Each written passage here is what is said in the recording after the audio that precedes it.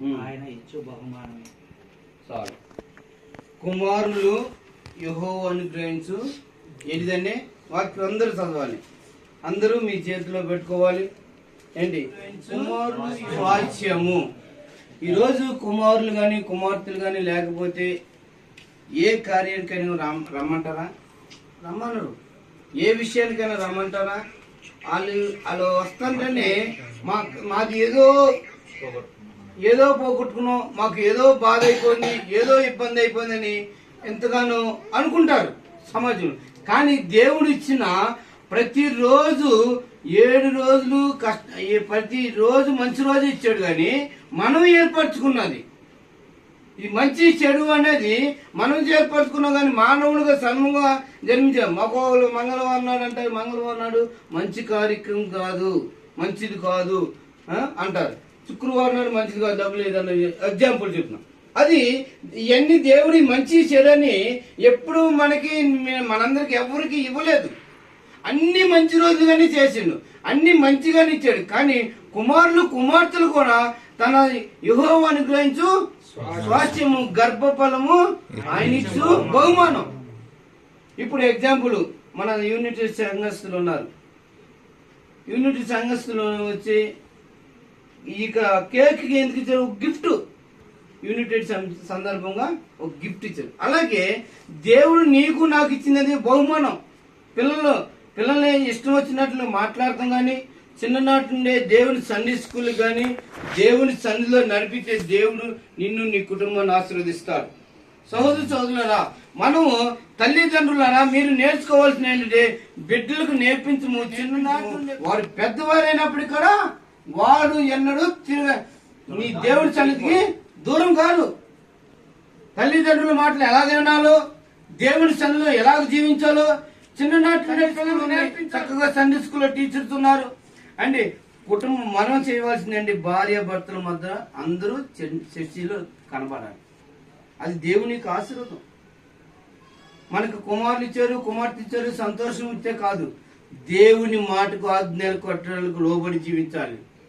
అందుకని అన్నాడు కుమారులు యెహోవా అనుగ్రహించు స్వాస్థ్యము. యవ్వన కాలంలో పుట్టిన కుమారులు బాణం వంటి వారంట. జ్ఞాపకం చేసుకోండి. అలాగే నీవు నేర్చుకున్న సామెతల గ్రంథము 3వ అధ్యాయము 3వ వచనంలో ఒక చక్కని మాట, నా కుమారుడా నా కుమార్తె చూడండి. సామెతల గ్రంథము 3వ అధ్యాయము ఉపదేశం మరొకము, నా కుమారుడా మరొకము ఆజ్ఞను హృదయపూర్వకంగా గైకొనుము. ఏం చేయాలమ్మా? తల్లిదండ్రులారు మీకు హెచ్చరిక చెప్తాను. దేవునికి ఇచ్చిన ఆజ్ఞలు హృదయపూర్వకంగా అనుకోండి. దేవుని ఉపదేశం మరవద్దు. నీకు బైబిల్ చదువుతుంది తెలుసా? బైబిల్ చదవాలి, ప్రార్థన చేయాలి. వేకుజామున లేచి దేవుని చదువు కుమారుల గురించి కుమార్తెల గురించి నీకు దేవుని చదువు మొరపెడితే దేవుడిని మిమ్మల్ని హెచ్చిస్తాడు, ఆశీర్వదిస్తాడు. మనం ఎక్కడైతే ప్రార్థన చేయడం మర్చిపోతామో దేవుడు మనల్ని కూడా మర్చిపోయే అవకాశాలు ఉంటాయి. అందుకని అన్నాడు, నా కుమారుడా నా కుమార్తెలారా నా ఉపదేశము మరవవద్దు.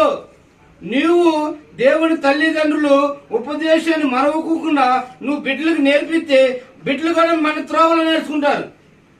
ఒక సామెత ఉంది, ఒక ఎద్దు ఆవు గట్టి మీద మేస్తే దూడ చాలా మేదు. తల్లి ఏది మార్గంలో నడితే బిడ్డలు అదే మార్గంలో నడుస్తారు. అవునండి, జాగ్రత్త జ్ఞాపకం చేసుకోండి. ఇక్కడ నా కుమారుడా నా ఉపదేశము మరవద్దు. దేవుడు చెప్పిన మాటని నా ఉపదేశము మరవద్దు. నా ఆజ్ఞను హృదయపూర్వకంగా ఏమన్నాడు? హృదయపూర్వకంగా దేవుని సన్నిధిలో గైకొనాలి. ఆజ్ఞను గైకొనము, అవి శాంతి నీకు కలుగజేస్తాను. నీ బిడ్డలకి ఇస్తానన్నాడు. శాంతి సమాధానం. ఎప్పుడైతే దేవుని సన్నిధిలో మరిచిపోయి దేవుడి మాటలను ఆజ్ఞగా నడుచుకుంటారో వాళ్ళ భార్య మీద బిడ్డల మీద కోపం ఇవన్నీ వస్తాయి. ఆ ఇంటి ఉపదేశం ఎప్పుడు మరవద్దు. హృదయపూర్వకంగా గైకోవాలండి. నా ఆజ్ఞలు నా కట్టలు అనుసరించి నడుచుకోవాలి. అప్పుడే మీకు నీ కుటుంబానికి ఏమిస్తానండో దీర్ఘాయుషు సుఖ జీవనం శాంతి సమాధానం నీ కుటుంబానికి ఇస్తానంటున్నారు. జాగ్రత్త జ్ఞాపకం చేసుకోండి. సహోదరులారా, ఈ పిల్ల విషయంలో పిల్ల ఇద్దరు పిల్లలండి, ఇద్దరు అమ్మ పిల్ల, బాబు పాప. బాబు ఇద్దరు కొడుకులు ఇద్దరు కొడుకులు ఇద్దరా? ఓకే. పెద్ద కుమారుడు, పెద్ద కుమార్తె, కుమార్తె. ఓకే. చూడు, దేవుడు ముగ్గురిని కుమార్తెలను, ఓ కుమార్తెని, ఇద్దరు కుమారులుగా ఇద్దరు కుమారులు ఇచ్చాడండి దేవుని కృపై. అందుకని అన్నా నేను చెప్పేదండి, నా కుమారుడా నా కుమార్తెలా దేవుని ఆజ్ఞను మరవద్దు. హృదయపూర్వకంగా ప్రతి ఆదివారం దేవుడి సన్నిధిలో కుటుంబ రీతిగా వెళ్ళి దేవుడి సన్నిధిలో ప్రార్థన చేస్తే దేవుడు తప్పకుండా మన ప్రార్థన ఆలకిస్తాడు. మనం చేయకపోవటం దేవుడి సన్నిధికి వెళ్ళబడి నువ్వు వెళ్ళి నేను తర్వాత వస్తాలే, మా ఫ్రెండ్స్ వెళ్తున్నారు, దేవుడి సన్నిధి తర్వాతే అప్పుడు మనం ఏదైనా పని చేయాలి. అది నేర్చుకోవాలి. దేవుడి సన్నిధిలో ఎప్పుడైతే నేర్చుకుంటామో నీ యొక్క సమస్యలన్నిటికీ దేవుడే ఇస్తాడు, మీకు సమాధానం ఇస్తాడు. కనుక దానికన్నా ఇక్కడ అన్నాడు, నా ఆజ్ఞను హృదయపూర్వకంగా గైకనము, అవి దీర్ఘాయుషము సుఖ జీవంతో గడుచు సంవత్సరంలో శాంతి నీకు కలుగజేయను, దయను సత్యము ఎన్నడూ నిన్ను విడిచి పోదు. జ్ఞాపకం చేసుకున్నావా?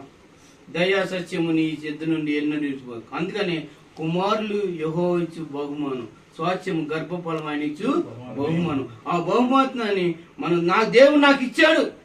ఎవరికి పొందలేని ధన్యత, నన్ను నా కుటుంబాన్ని సుఖంగా జీవించడానికి ఆనందించడానికి దేవుడు నాకు బహుమానించడాన్ని దేవుడిని ఎంతో కనపరిస్తే దేవుడు తప్పకుండా మీకు ప్రతిఫలం అనుగ్రహిస్తాడు. ఇంకా పిల్లల్ని ఆశీర్వదిస్తాడు.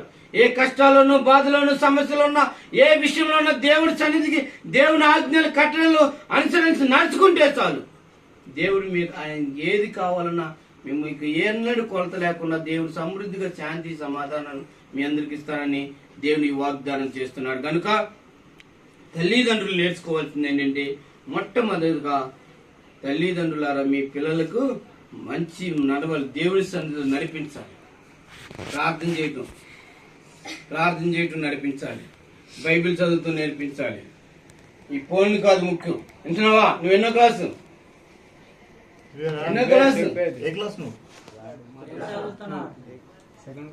సెకండ్ క్లాసా?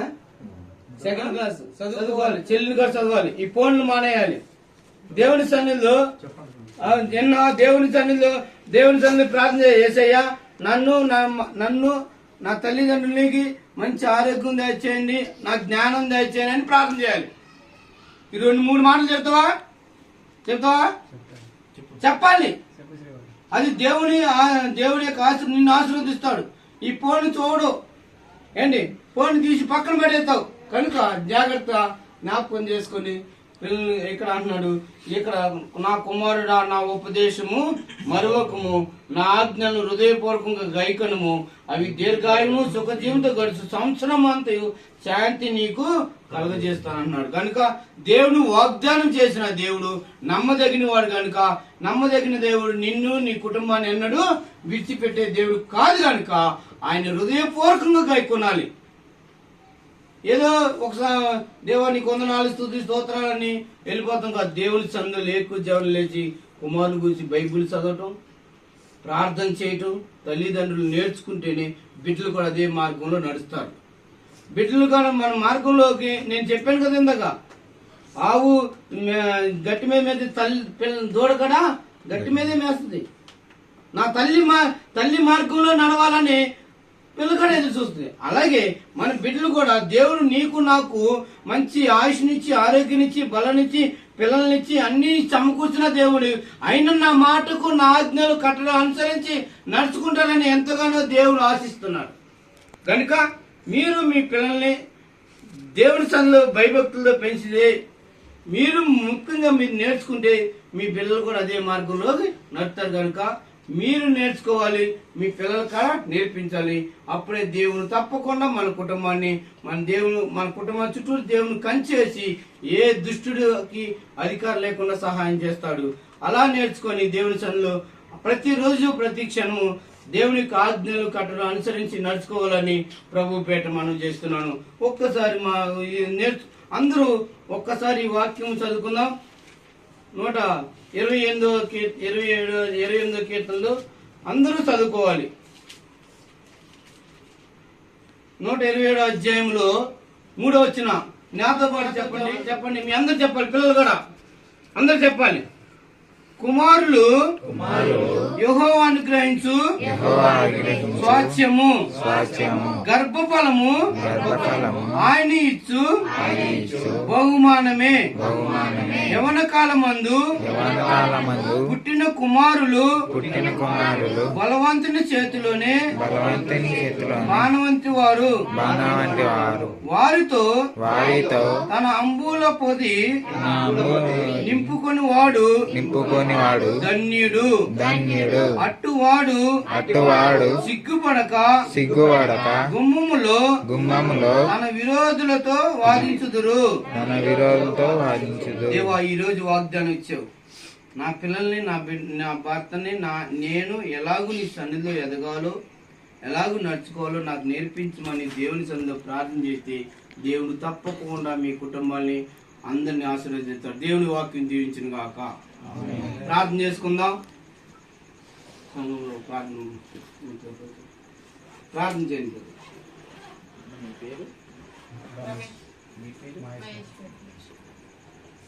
ప్రార్థించుకుందాం. ప్రేమ కృపగల మా తండ్రి, పరలోకమందున్న దేవా, అత్యున్నతమైన సింహాసనం మీద ఆసీనుడైనటువంటి మా ప్రియ పరలోకపు తండ్రి, ఉదయకాల సమయంలో నుండి ఇప్పటి వరకు నీ కంచా, నీ కాపుదల, నీ భద్రత తండ్రి, నీ అపారమైన ప్రేమతో మమ్మల్ని అందరినీ కాచి కాపాడి నీ రెక్కల చాటున భద్రపరిచి తండ్రి, ఈ దినం సాయంకాలం తండ్రి మరి శ్రీవల్లి బర్త్డే సందర్భంగా సంఘ పెద్దలుగా మేమందరం వచ్చి అయా నీ అమూల్యమైన వాక్యము వినుటకై మీరిచ్చినటువంటి ఈ గొప్ప ఆధిక్యతను బట్టి నీకు వందనాలు తండ్రి. నీ దాసుని నిలబెట్టుకొని మాతో మాట్లాడిన ప్రతి లేఖన భాగమును బట్టి నీకు వందనాలు, స్తోత్రాలు చెల్లిస్తున్నాను. అయా మరి శ్రీవల్లి తల్లిదండ్రులను మీరు జ్ఞాపకం చేసుకొని అయ్యి అనాది సంకల్పమున జగత్ పునాది వేయకపడముందే తండ్రి, అయా మీరు భూమి మీద మనుషులను నింపుదామని మీ ఆలోచన ప్రకారము, మీ చిత్త ప్రకారము తండ్రి సర్వ సృష్టిని మీరు కలగజేసి వా సృష్టిని అంతటి ఏలుడి అనుభవించుడి అని చెప్పి మీరు నెలలైన మమ్మలను సృష్టించిన విధానాన్ని బట్టి నీకు వందనాలు. అవును తండ్రి, అయా మరి శ్రీవల్లి తల్లిదండ్రులను జ్ఞాపకం చేసుకొని అయా మరి తండ్రి, అయా మరి మీరు భూమిని నింపుడు అనేటటువంటి మీ వాగ్దానములో తండ్రి, అయా మీరు ఇద్దరు బిడ్డలను, మగవారిని మరి ఒక బిడ్డను మీరు ఆడవారిని మీరు కలగజేసిన విధానాన్ని బట్టి వందనాలు. ఈ దినము తండ్రి శ్రీవల్లి పుట్టింది మొదలుకొని 5 దినములు సంపూర్తి చేసుకొని అయా మరి 6వ సంవత్సరంగా తండ్రి, అయా 6వ సంవత్సరంలో అడుగు పెడుతుండగా మీరు దయచేసినటువంటి మీ దయా కిరీటమును బట్టి నీకు వందనాలు. అవును తండ్రి, భూమి మీద మేము ఊడినప్పుడే మా దినములంతా నీ జీవ గ్రంథములో రాయబడి ఉందని సెలవిస్తూ వచ్చారు తండ్రి. మరియు ఆ బిడ్డ భూమి మీద ఉన్నంత కాలము తండ్రి నీకు మహిమకరంగాను, నీ ఆశీర్వాదం పొందే బిడ్డగాను, అయా నీ సన్నిధిలో కనబడే బిడ్డగాను, నీకు మొరపెట్టే బిడ్డగాను తండ్రి, నీ అడుగు జాడలలో నడిచిన బిడ్డగాను దయచేయండి. మీరు పెట్టినటువంటి ప్రతి విధిని, అయా ప్రతి కట్టడను అనుసరించి తన జీవితం కొనసాగినట్లు మీరు సహాయం చేయండి. విద్య అందును, బుద్ధి అందును, అయా మరి మనుషుల అందును, దేవుని దయ అందును దినదినము వర్ధునట్లు మీరు సహాయం చేయండి. అయా తల్లిదండ్రులకు తండ్రి బాలుడు నడవవలసిన తువా వారికి నేర్పుమి, వాడు పెద్దవాడైనప్పుడు దాని నుండి తొలగిపోవుడని వాక్యము చదివిస్తుంది కనుక తల్లికి తండ్రికి తండ్రి అయా బిడ్డలు నీ సన్నిధిలో సమకూర్చేయకుండా దయచేయండి. అయా సన్నిధిలో అయా మరి సండే స్కూల్ నేర్పిస్తుండగా పిల్లలను ప్రతి సండే స్కూల్ను భయముతోనూ వణుకుతోనూ శ్రద్ధ కలిగి అయా రేపు రాబోయే తరములో తండ్రి నీ స్వాస్థ్యము కొరకై అయా మీరు కనబడినటువంటి సంఘములో ఒక అంగముగా వాడుకున్నట్లు పిల్లలను సాయ బాల్యమందే నీ మాటలు నేర్చుకునే కృపను దయచేయమని అడుగుచున్నాను. అయా సంఘ పెద్దగాల తండ్రి, అయా సంఘంలో ఉన్న ప్రతి ఒక్కరు అయా ప్రతి విషయంలో తండ్రి అయా నీకు ఘనత మహిమ ప్రభావాలు చెల్లించినట్లు అయా నీ కృప నీ అపారమైనటువంటి ప్రేమలతో మీరు నడిపిస్తాం బట్టి నీకు వందనాలు. నీ దాస్తుని వాడుకున్న విధానాన్ని బట్టి వందనాలు. అవును తండ్రి, మీరు బహుగా వాడుకున్నాను నమ్ముతున్నాము. ఇంకా రాబోయే కాలంలో తండ్రి మీరు బహుగా వాడుకోనండి. అయా మోషేను ఆ దినము తండ్రి అయా మీ బలమును, మీ శక్తిని, మీ అంబుల పొదుని ఇచ్చి వాడుకునే విధానంగా నీ దాస్తుని బహుగా వాడుకోనండి. అయా మరి కుటుంబానికి రావాల్సిన దీవెన బహుగా మీరు దయచేయండి. అయా మరి 7 కుటుంబాలను బట్టి ప్రార్థిస్తున్నాను తండ్రి. మరి సత్యములో గుర్తెరిగి సహాయం చేయండి. నీ సన్నిధిలో భగవాన్ వాడుకున్నట్టు సహాయం చేయండి. మూర్తిని బట్టి మరియు ప్రసాదాన్ని బట్టి అయా మరియు సురేషను బట్టి మేము ప్రార్థిస్తున్నాము. సంఘ పెద్దలుగా మేము ఉండవలసినటువంటి నీతి నియమాలు మేము పాటించినట్లు భయము భక్తి వణుకును మాకు సహాయం చేయండి. బాధ్యత కలిగి సంఘం అనే భారము మేము మోయినట్లు, విశ్వాసులు చెదిరిపోకున్నట్లు మమ్మల్ని మేము సరి చేసుకుని విశ్వాసులకు సరిచేసే విషయంలో మమ్మల్ని అందరినీ మేము జాగ్రత్తగా చూసుకున్నట్టు సహాయం చేయండి. నీకే ఘనత మహిమ ప్రభావాలు చెల్లిస్తున్నాం అయా. నాకును తండ్రి ప్రార్థించేటటువంటి ఆధిక్యతను కలుగజేసినందుకై నీకే ఘనత మహిమ ప్రభావాలు చెల్లిస్తూ నేను తగ్గించుకొని నామాన్ని హెచ్చిస్తూ నజరేయుడైనటువంటి యేసు క్రీస్తు వారి ప్రశాస్తమైన నామములో స్తుతించి ప్రార్థించి అతి మిక్కిలి వినయంతో వాడి బ్రతిమలాడి వేడుకొంచున్నాము మా పరమ తండ్రి.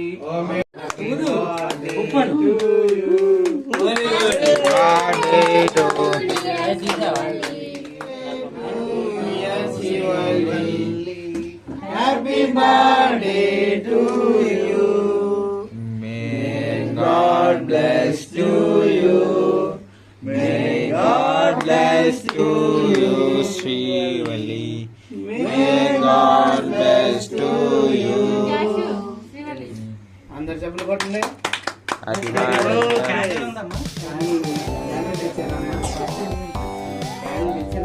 నీకే ఇద్దరు నీకే May God bless to you, Srivalli.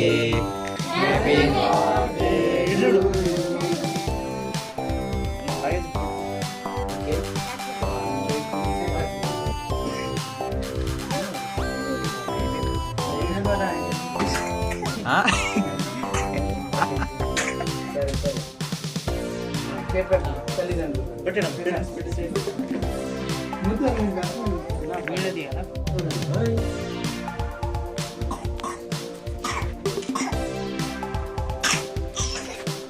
Cake తిన్న వాళ్ళు సండే స్కూల్కి వెళ్ళాలి.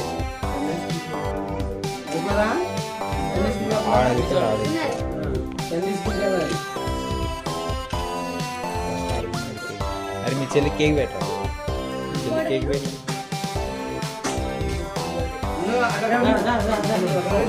నీ కేక్ తింటాను.